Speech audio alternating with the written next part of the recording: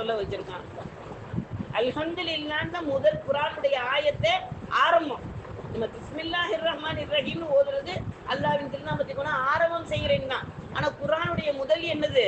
அல்ஹம்துலில்லாஹ் தான். அப்ப அந்த அல்ஹம்துலில்லாஹ்வை என்னையும் அல்லாஹ் சொல்ல வச்சுட்டானே, உங்களுக்குரியவன் நான் ஒப்புக்கொண்டுட்டேன்.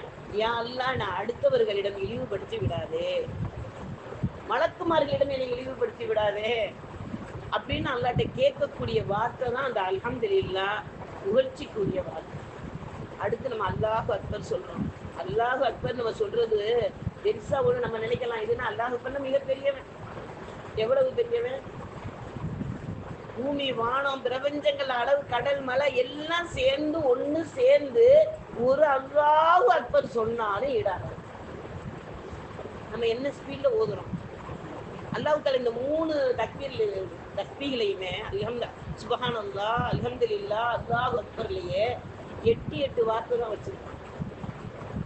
சுப்ஹானல்லாஹ்வோட 8 எழுத்து, அல்ஹம்துலில்லாஹ்வோட 8 எழுத்து, அல்லாஹு அக்பர்ல 8 எழுத்து. எதை குறிக்குது? 8 சுவர்க்கத்தை குறிக்குது.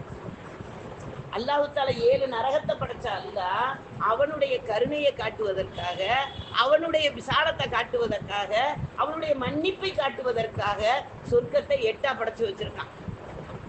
அப்படிப்பட்ட 8 சொர்க்கத்துடைய அந்த நிகமத்தை தான் இந்த திக்ர்ல அல்லாஹ் பதிச்சு கொடுத்திருக்கான் கண்மணி நாயகம் ரசூல் ஸல்லல்லாஹு அலைஹி வஸல்லம் மூலமாக. எவ்வளவு அழகா நம்மளுக்கு தொகுத்து கொடுத்திருக்கான். இப்ப இதை ஓதுனது உடனே நம்ம என்ன கேட்கிறோம்? லா இலாஹ இல்லல்லாஹ் முஹம்மது ரசூலுல்லாஹ்.